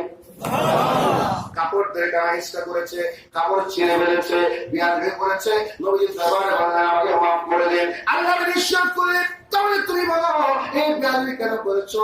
তো যায়েদ বিন সানা বলে, ইয়া রাসূলুল্লাহ, আমি তাওরাতে জবুরে শেষ নবী হওয়ার অনেকগুলা আলামত পেয়েছি, সব আলামত আপনাকে বারবার অনেক বছর পর্যন্ত পরীক্ষা করতেছি, সব আলামত আমি প্রমাণ পেয়েছি। একটা আলামত ছাড়া একটা আলামত ছাড়া। ওই একটা আলামত খুঁজতে খুঁজতে অনেক সুযোগ খুঁজেছিলাম, পাই নাই। অনেক চেষ্টা করেছিলাম, পাই নাই। ইয়া রাসূলুল্লাহ, অনেক চেষ্টা করে এই আলামত পাইনি। আজকে বড় সুযোগ হয়ে গেল। জানার নামাজে একলা পেয়েছিলাম, বলে সেই সুযোগটা কি? বলে ওটা হচ্ছে মোহরে নবুয়ত। ইয়া রাসূলুল্লাহ, আমি তাওরাতে পেয়েছি যিনি শেষ নবী হবে ওনার পিঠের এখানে মোহরে নবুয়ত থাকবে, নবুয়তের শিলমোহর থাকবে। ওই শিলমোহর দেখার জন্য কাপড় ধরে টানা চেষ্টা করেছিলাম। আসলে বিরাটের বড় উদ্দেশ্য নয়, মোহরে নবুয়ত দেখার জন্য কদমে পড়ে সালাম দিয়ে কালমা পড়ে মুসলমান হয়ে গেলেন। লা ইলাহা ইল্লাল্লাহ মুহাম্মাদুর রাসূলুল্লাহ। তাহলে দেখেন, নবীজি যায়েদকে ক্ষমা করেছে আল্লাহ, ওদিকে ইবনে খাত্তাবকে ক্ষমা করে নাই আল্লাহ। সুবহানাল্লাহ। নবীজি যার উপর রাজি, আল্লাহ তার উপর রাজি। নবী যার উপর নারাজ, আল্লাহ তার উপর নারাজ। এটা আমাদের বিশ্বাস করতে হবে, মানতে হবে, ঠিক কি না? ঠিক কি না? আমরা কেন ঈশ্বরের কথা বলি, কেন নবীজিকে পাওয়ার কথা বলি? আল্লাহ নবী যখন নবী ছিলেন, সৃষ্টির খোদার খোদাই কিছুই ছিল না। সুবহানাল্লাহ। আদম সৃষ্টির পরও ছিল যখন আমাদের নবী নবী ছিলেন। আদম যখন মাটি বাড়ি, তখন থেকে নবী তিনি সব নবীদের নবী তিনি, সব নবীদের নবী তিনি। কোরআনে তার ঘোষণা, ওই কদমে যাওয়া। আমার প্রিয় নবী হায়াতুন নবী প্রমাণ করেছেন আল্লাহর পক্ষ থেকে। আজকে কেন মিলাদুন নবী, নবীর আদর্শ, নবীর চরিত্র, নবীর দেয়া বিধান আমরা ঈমান বুঝলাম, আকীদা বুঝলাম। ঈমানের প্রথম চাওয়া, আখেরি চাওয়া, শেষ চাওয়া হচ্ছে 5 ওয়াক্ত নামাজ, ঠিক কি না? আল্লাহ শেষ এই কথাটাই বলবো, ঈমান পেয়েছে, নামাজ যদি না পড়ি, বেনামাজি যদি হই, তাহলে আমাদের ঈমানের যে চাওয়া, ওই চাওয়াটা পূরণ হবে না। আমরা আশিক রাসূল দাবি করি, নবীর প্রেমিক দাবি করি, আমরা কি ভণ্ড প্রেমিক না সঠিক প্রেমিক? জোরে কম, জোরে বলেন। বর্তমান সময়ে কতগুলো যুবক ছেলেরা অনেক মেয়েদেরকে সিক মারে দেয়, মারে ঘটনা কি সেট কেস না? বিয়ে করার চেষ্টা করেছিল, প্ল্যান করা অফার দিয়েছিল, রাজি হয়, বিয়ে করতে পারে না, এভাবে করে তার মনের ইচ্ছা মনে হয় এসিড মেরে দেয়। আসলে বলে সেই ছেলেটা যদি মেয়েটাকে মন থেকে ভালোবাসতো, এসিড মারতে পারতো না। একটু উদাহরণ দিলাম বোঝার জন্য। এসিড মারা, মানুষ খুন করা, এগুলো মানবতার কাজ নয়, মানব জাতির কাজ নয়, এগুলো শয়তান জালিমের কাজ, সন্ত্রাসের কাজ, ঠিক কিনা? আমার ভাইরা, আমি আপনি যদি নবীকে মহব্বত করি, দাবি করলাম, আসলে কি মহব্বত করি না না করি, এটা আমার আমলে বাস্তবায়ন হবে। আপনার নামাজ নাই, রোজা নাই, হজ নাই, কিছু নেই, আমি নবী প্রেমিক। কেমন কথা? নবী প্রেমিকের 1 নম্বর পরিচয় নামাজ। কি নামাজ 1 নম্বর পরিচয়। 5 ওয়াক্ত নামাজ পড়বো, আপনারা পড়বেন, আমরাও পড়বো। ওই নামাজ হচ্ছে আমাদের আসল পরিচয়, আসল ঠিকানা। আজকে আসলে আমাদের এলাকায় আসবার আসলে জমান নামাজ পড়বে এমন হবে না। এই সমস্ত এলাকায় পার্বত্য অঞ্চল কত ভয়, কত আতঙ্ক, ঠিক না? ডাকতে হবে তাকে, নামাজ পড়েন, রোজা রাখেন, কোরআন তেলাওয়াত করেন, উলামায়ে কেরামকে সম্মান করেন, দ্বীন ধর্ম মানেন, ইনশাআল্লাহ আল্লাহ পাক সম্মান দিবেন, ইজ্জত দিবেন, নিয়ামত দিবেন। যেটা বলুন সুবহানাল্লাহ।